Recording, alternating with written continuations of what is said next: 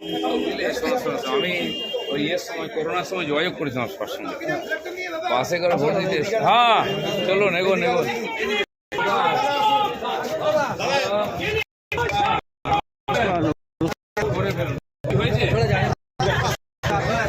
বাস না হলে স্নান করি না। দোকানদার ও সেলুন, আমি হচ্ছে সব বোধহয় সোনার দোকান না। কেমন হচ্ছে বাড়ি কোথায়? সোনার দোকান মেদিনীপুরে, সেলুন মেদিনীপুরে। ঘাটাল লোক করলবাগ গেলে দেখি সব করলবাগ কিনে ফেলেছে সোনার দোকান। কি ভালো থেকো, চলো।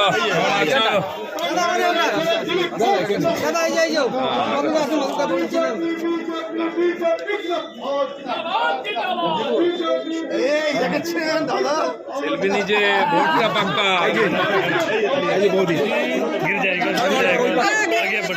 হয়েছে।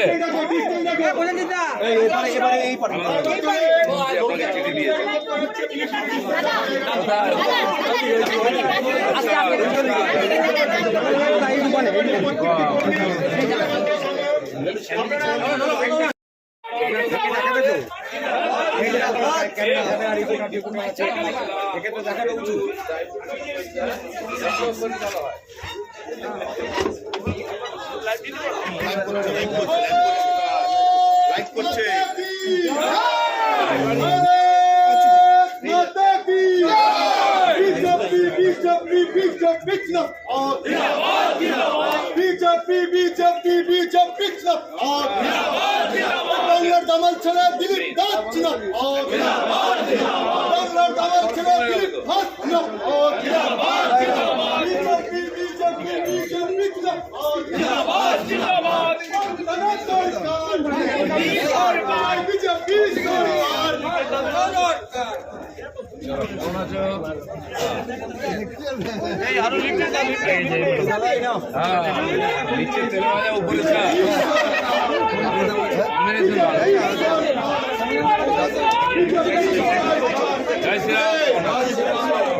ব্যাক করবে কি এদিকে যাবে? এদিকে ভাই, মন্ডল প্রেসিডেন্ট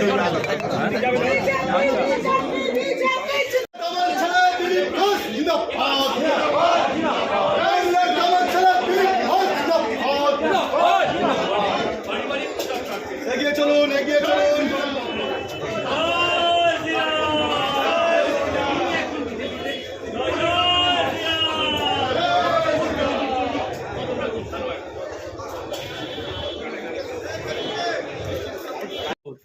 আজকে বরানগরে আপনার গৃহ সম্পর্ক অভিযান, এই বরানগরে বাড়ি বাড়ি গিয়ে আপনি যেভাবে প্রধানমন্ত্রীর চিঠি লিফলেট আকারে তুলে ধরলেন, পরিকল্পনা কি এবং কতটা সাড়া পাচ্ছেন আপনি? আমরা পশ্চিমবাংলার 26-এর নির্বাচনকে পাখির চোখ করে বাংলার পরিবর্তনের জন্য লড়াই করছি। গতবারে আমাদের কর্মীদের প্রচেষ্টায় অর্ধেকটা আমরা এগিয়েছি, 77 সিট। এবারে সেটাকে 150 পার করতে হবে। তো তার জন্য গত 6 মাস ধরে আমরা বিভিন্নভাবে সংগঠনকে শক্তিশালী করে বিস্তার করার চেষ্টা করছি। তো মাননীয় প্রধানমন্ত্রী এসে যেমন উন্নয়নের ঘোষণা করছেন, প্রায় 1 ডজন ট্রেন দিলেন বাংলাকে, একাধিক রাস্তা, গ্রিনফিল্ড রোড, হাইওয়ে সব দিচ্ছেন। সঙ্গে সঙ্গে পাবলিক মিটিং করে এটাও বলছেন যে একবার বাংলাকে আমাদের হাতে তুলে দিন, আমরা বাংলাকে পাল্টে দেবো, আপনার স্বপ্নের বাংলা বানিয়ে দেবো। আর সেটাকে সফল করার জন্য অন্যান্য নেতৃবর্গ প্রদেশ কেন্দ্রে লেগেছেন, কর্মী বৈঠক, জেলা স্তরে, বিভাগ স্তরে, মন্ডল স্তরে, এখন সেটা বুথ স্তর পর্যন্ত আমরা পৌঁছেছি। বুথের কর্মীদের বৈঠক করা, সেখানে 7-8টা কাজ দিচ্ছি আমরা ওদেরকে। সঙ্গে সঙ্গে স্থানীয় সাধারণ মানুষের বাড়ি বাড়ি গিয়ে মাননীয় প্রধানমন্ত্রীর একটি চিঠি তুলে দিচ্ছি, তাদের সঙ্গে কথাবার্তা বলছি। তো লোকের প্রচন্ড আগ্রহ, আপনারা দেখলেন আজকে পুরো পাড়ার লোকেরা বেরিয়ে এসছেন, তারা চিঠি নিচ্ছেন, কথা বলছেন, বলেও যাচ্ছেন যে এবারে পরিবর্তন চাই। তো সেই প্রোগ্রামের জন্য আজকে আমাদের যে দমদম লোকসভা নর্থ ভবন ডিস্ট্রিক্ট, তার বরানগর বিধানসভাতে আমার জন্য আজকে প্রোগ্রাম দেওয়া হয়েছিল, আর সেই জন্য আমি এসেছি। এই অঞ্চলের মানুষরা কিছু কি অভিযোগ করছেন জল জমার সমস্যা, ডেঙ্গু একটা বড় সমস্যা এই অঞ্চলে? অভিযোগ পার্টিকুলার আমি শোনার সময় পাইনি, বলছি যে তাড়াতাড়ি করুন, পরিবর্তন চাই, সমস্যা অনেক। তো সমস্যা তো প্রতিদিন নতুন সমস্যা তৈরি করেন মমতা ব্যানার্জি, সমাধান কিছুই করেন না। নদিয়াতে পলাশী পাড়া থেকে হুমায়ুন বাবরি যাত্রা করছেন এর পাল্টা আজকে হযরত মোহাম্মদের জন্মদিনে শিলিগুড়িতে ফিরহাদ হাকিম যাত্রা করছেন। তো হুমায়ুনকে কাউন্টার করতেই কি আজ মাঠে নামতে হলো ফিরহাদ হাকিমকে? কি বলবেন দেখুন, আপনি? এই যে যা চলছে, সে ফিরহাদ হাকিম হন বা ববি হাকিম হন, কি বলে হুমায়ুন কবির হন, সবই মুসলিম ভোটকে কেন্দ্র করে। পশ্চিম বাংলার চিন্তা কারো নাই। এখানে সেই যে কি বলে সাচার কমিটির রিপোর্টে এসছে 20 বছর আগে যে পশ্চিমবাংলার মুসলমানরা দেশের মধ্যে পিছিয়ে আছে।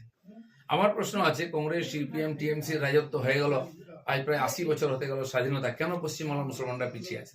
অথচ বাংলা চিরদিন এগিয়ে ছিল শিক্ষায়, দীক্ষায়, সচেতনতায়, ব্যবসা বাণিজ্য, চাকরি বাকরিতে। তো সেই মুসলমানদেরকে এখনো সেই স্তরে রেখে দিয়ে তাদের ভোটের জন্য এই সমস্ত নাটকবাজি হচ্ছে। আমি বাংলার মুসলমানদের আপিল করব, আপনারা আপনাদের সমাজের উন্নয়নের জন্য দেখুন। বাবরি মসজিদ দিয়ে পেট ভরবে না। রাম মন্দিরের আন্দোলন হয়েছে দেশের ইতিহাস পরিবর্তন করে ভারতের মানুষের মধ্যে স্বাভিমান ফেরবার জন্য, বিজেপি তাকে সাপোর্ট করেছিল, সফলভাবে হয়েছে এটা। তো কিন্তু তার বদলা হিসাবে বাবরি মসজিদ হতে পারে না। আমরা মুঘল যুগে যেতে চাই না। আর যদি মসজিদই বানাতে হয়, পাড়ায় পাড়ায় তো মসজিদ আছেই, একটা মসজিদ হয়ে গেলে মুসলমানদের কি উন্নতি হয়ে যাবে? টিএমসিও কোনো মুসলমানদের উন্নতি করবে না, বাস টিএমসি থেকে বেরিয়ে গিয়েও কিছু করতে পারবে না। সবাই ওই লাইনেই চলছে। নরেন্দ্র মোদী সারা ভারতকে উন্নয়নের সাথ দিয়েছেন, পরিবর্তন করেছেন। আগামী দিনে সেটাই হবে। পশ্চিমবাংলার মুসলমানদের নতুন কিছু ভাবতে হবে। শিল্প ধর্মঘট ডেকেছে পুরো দেশ জুড়ে। দেখুন, ট্রেড ইউনিয়নের আজ যা দুর্দশা, তার জন্য দায়ী হচ্ছে কমিউনিস্টরা। ট্রেড ইউনিয়ন আন্দোলনকে জোর করেছিল ওরা, আর শ্রমিকদের রাস্তায় ইট চাপা দিয়ে দিচ্ছে ওরা। সমস্ত ইন্ডাস্ট্রি অবস্থা খারাপ করছে। বাংলা আজকে এই দুরবস্থার মধ্যে আছে, তার পিছনে হচ্ছে ট্রেড ইউনিয়নবাজি।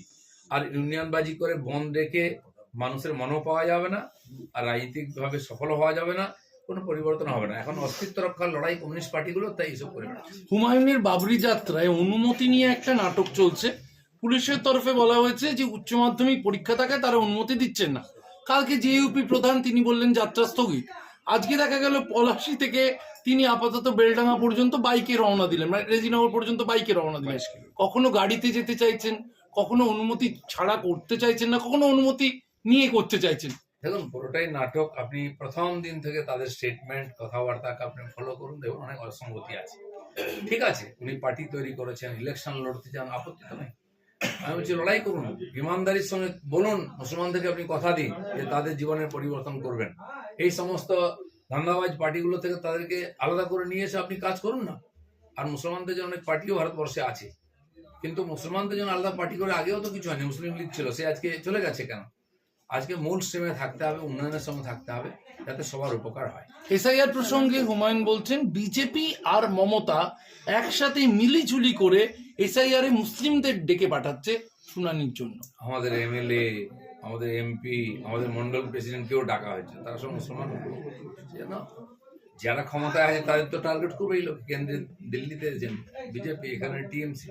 আর এটা বলবো নিশ্চয়ই যে এখানকার সরকারি কর্মচারীরা যাদেরকে 1,38,00,000 লোককে নোটিশ পাঠিয়েছেন, মমতা ব্যানার্জি তাদের দিয়ে করিয়েছেন, তাদের ভাতাটুকু পর্যন্ত দিচ্ছেন না। আর তাদের বিরুদ্ধে কোর্টে যাচ্ছেন, আবার তাদের ইউজ করছেন। কিছু দালাল কর্মচারী আছে, মমতা ব্যানার্জি তামিলদারি করে সমস্ত কর্মচারীদের অধিকারটাকে তারা আর নষ্ট করে দিচ্ছে, তাদেরকে বদনাম করে দিচ্ছে। সেই জন্য সরকারি কর্মচারীরা তাদের অধিকারের জন্য লড়াই করুন। আপনারা জিতেছেন সুপ্রিম কোর্টে, আজও কারো হক আছে, আমরা আপনাদের সঙ্গে আছি। বেলডাঙ্গায় অভিযুক্তদের দ্বিতীয়বার আনা গেল না কলকাতার বিশেষ আদালতে। স্কট না মেলায় আজ বেলডাঙ্গায় মামলায় 36 অভিযুক্তকে এনআইএ বিশেষ আদালতে পেশ করা গেল না। বেলডাঙ্গার হিংসা মামলায় সুপ্রিম কোর্টে জোড়া ধাক্কা খাওয়াতেই কি এই অসহযোগিতা? কি বলবেন? দেখুন, পশ্চিমবাংলায় কোর্ট কাছারিকে অসহযোগিতা করা, কেন্দ্র সরকারের উন্নয়নে বাধা দেওয়া, এটা ফ্যাশনে পরিণত হয়ে গেছে। এই রাজনীতি করে মমতা ব্যানার্জি এগিয়ে এসেছেন। পশ্চিমবাংলার মানুষ ভুল রাস্তায়। আপনি দেখুন চিংড়িঘাটা যে ওখানে যে মেট্রো রেলের কাজ চলছে, সরকার অনুমতি দিচ্ছে না, সহযোগিতা করছে না বলে মাসের পর মাস আটকে আছে। ওইটা কত গুরুত্বপূর্ণ, সেক্টর 5 থেকে এয়ারপোর্ট যাওয়ার যে রাস্তা বন্ধ করে দিচ্ছে। হাইকোর্ট রায় দিল পক্ষে, তো মমতা ব্যানার্জি সুপ্রিম কোর্ট চলে গেছেন। উন্নয়ন আটকাবার জন্য, মেট্রো রেলকে আটকাবার জন্য সুপ্রিম কোর্টে যাচ্ছেন। কর্মচারীদের ডিএ দেবেন না বলে সুপ্রিম কোর্টে যাচ্ছেন। তার কি আর ক্ষমতায় থাকার অধিকার আছে? আরেকটি প্রশ্ন, সেটা হচ্ছে যে কুণাল ঘোষ গতকালকে তিনি ফেসবুকে একটা পোস্ট করেছেন, তার যা নির্যাস তাতে হলো কয়লাকাণ্ডে ধৃত 2 জন ইডির হাতে। তারা বলেছেন তাদের বিজেপির এক শীর্ষ নেতাকে তারা টাকা দিয়েছেন। এই অভিযোগ শোনার পর সেই নেতা গত পরশু দিন কুণালের অভিযোগ অনুযায়ী তিনি দিল্লি চলে গেছেন রক্ষা কবচ নিতে, যদিও এখনো শীর্ষমহল কোনো রক্ষা কবচ দেয়নি, আবার ইডিও কোনো সেই নেতার বিরুদ্ধে ব্যবস্থা নেয়নি। বিজেপির এক নেতা যুক্ত দাবি কুণাল ঘোষের।